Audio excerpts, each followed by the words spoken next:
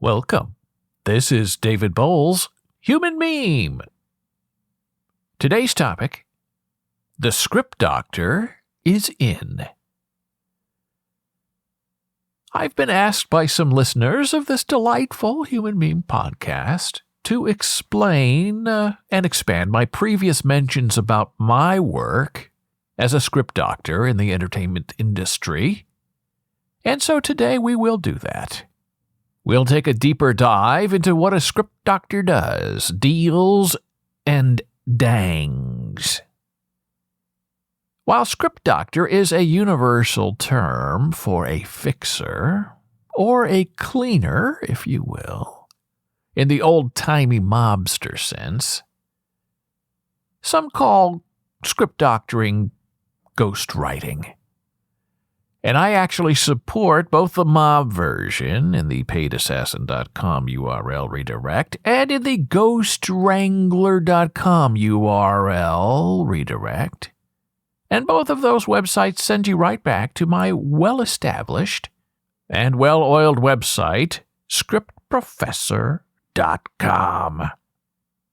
And it just so happens there are many other domain names out there that also redirect to scriptprofessor.com. But I won't list them all for you here today.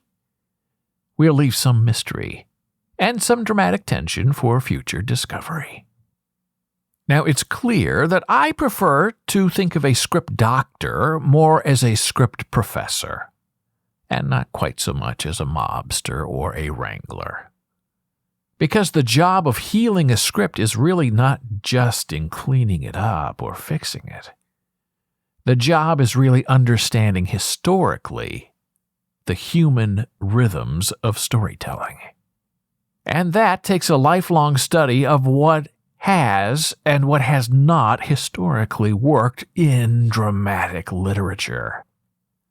And yes, I like to say I can fix anything that appears on the live stage, in the dead theater, along the empty space, and in the movies, television, radio, podcasting, anything really.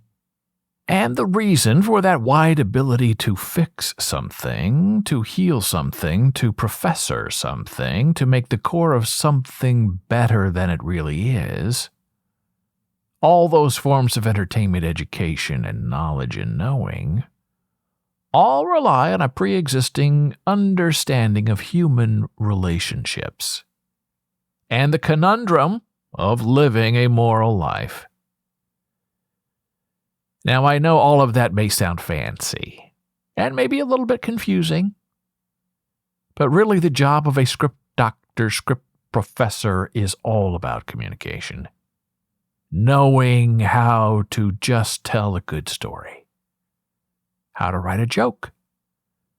Knowing how to relate the myths and the fairy tales that already surround us. And then keeping them fresh and relevant for new audiences and for established observers. And what's funny in America may not be funny in Germany. So you have to know your audience. Will it play in Peoria? Because your audience defines your purpose of attack for the story. And there's no such thing as having the world as your audience, because that in the end means nothing. Because there will be no common thread for storytelling, except in the known and the expected and the exaggerated. Your audience will be so far ahead of you and your fixing that the whole job will not be worth the effort. So, does this mean you have to provide different fixes, different scripts for various countries and cultures all over the world? Ideally, yes. Because then with precision, you can refine and fine-tune the dramatic intention of your story as it unfolds, even if the ending is the same.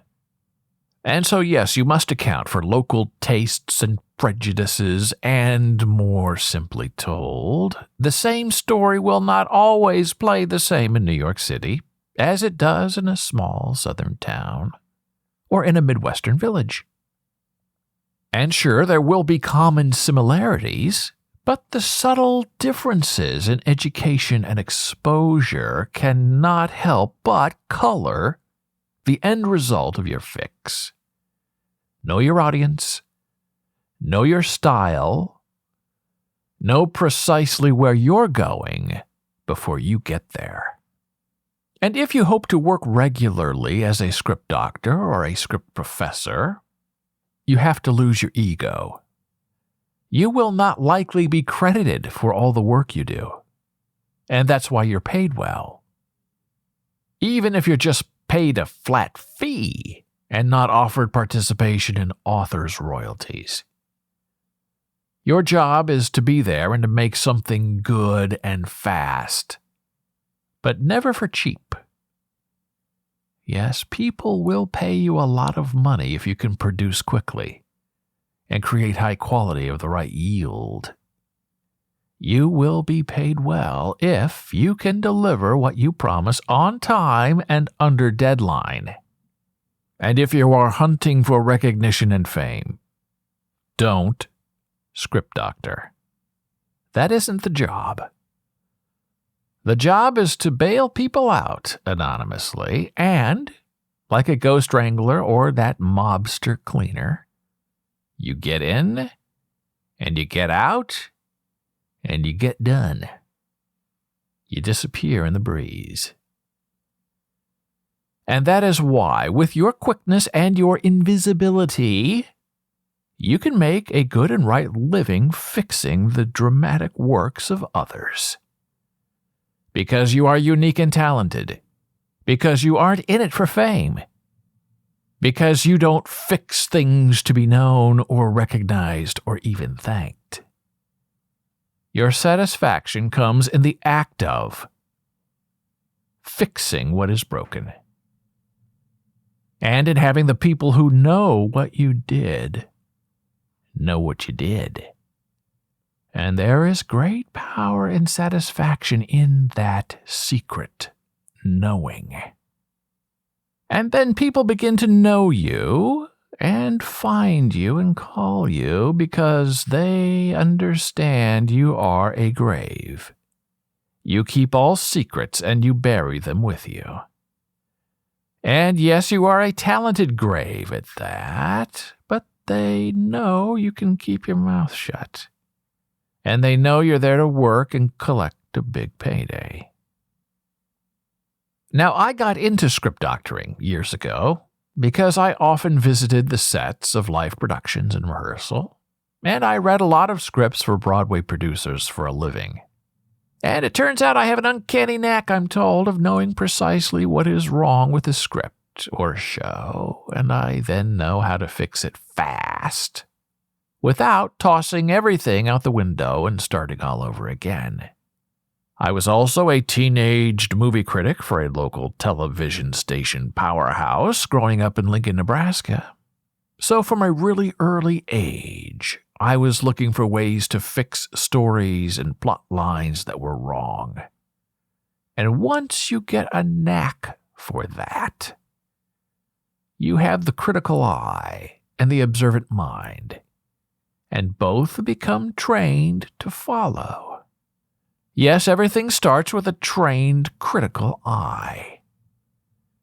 You aren't determining what you liked and didn't like. Your job is to evaluate effectiveness. Does this work? Does the story make sense? Are the characters compelling? If not, why not? It isn't enough to just identify what is broken. Anyone can do that. Everyone just groans. No, you need to provide a fix, the right fix, because we are paid to find resolution and recommitment to purpose. Critical analysis without suggestions for making something better is only complaining, and that is not script doctoring. You are always on. You are always in. You're always correcting. You're always fixing what is, not what could be. Remember, time is money in entertainment, and fixing what is there and leaving the bones, the structure intact, is important. Sometimes, though, the fastest way to the end is just to start over from the beginning. And that happens a lot more than you think. A fresh start can change a lot of hearts into minds. I also got into script doctoring because I like to regularly work and to stay busy. And something my mentor Peter Stone told me way back then has stuck with me all these years. And you can listen to more thoughts on Peter Stone by doing a search on his name on humanmeme.com and on bolesblogs.com if you would like more background and knowing. Anyway, at the time, Peter Stone was writing several Broadway shows, and he was also the head of the Dramatists Guild in New York City. And he told me as his friend and as his associate with quiet authority and direct knowledge that the average time to get a new musical show produced on Broadway was 7 years. Yes, 7 years from musical concept to Broadway debut. So let's do the math. And let's say you were fortunate and lucky and you had 3 ideas for a Broadway show all ready to go. And it takes you 7 years to realize each one of them. So if you are lucky enough and talented enough to actually get those shows staged on Broadway, and even that's still a big if, giant odds are against you. That 7-year stretch is for really super talented people who have proven success in the past, with awards and honors and money. So let's continue. 7 years multiplied by 3 shows is 21 years. 21 years for 3 shows.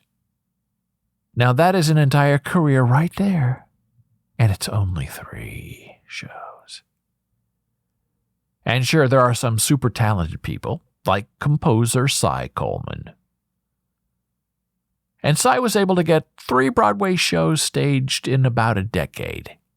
But that's still about 3.5 years between shows. A lifetime upon another lifetime. And if you're lucky and you do what Cy Coleman did 3 times, well, that's 9 shows in a 30-year career. So after that conversation with Peter Stone, I knew then that I wanted to work more often than 3 times every single 7 years. And script doctoring offered me that opportunity to work on 10 projects a year. 10 shows a year for 30 years is over 1 million shows. Okay, so maybe it's more like 300. But you can see the much larger effect one can have over a more precise, but longer, stretch of time working as a script professor.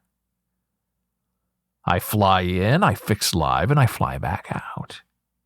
I don't get caught up in legal messes. I don't have to deal with difficult personalities because I'm difficult enough myself. I'm in like a ghost and out like a mobster crime scene cleaner, where all the mistakes disappear and are buried with me in a barrel of acid.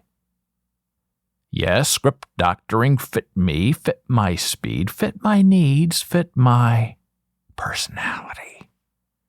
Identify, kill, fix, exit. And that's a nifty, clean sort of way to spend a career.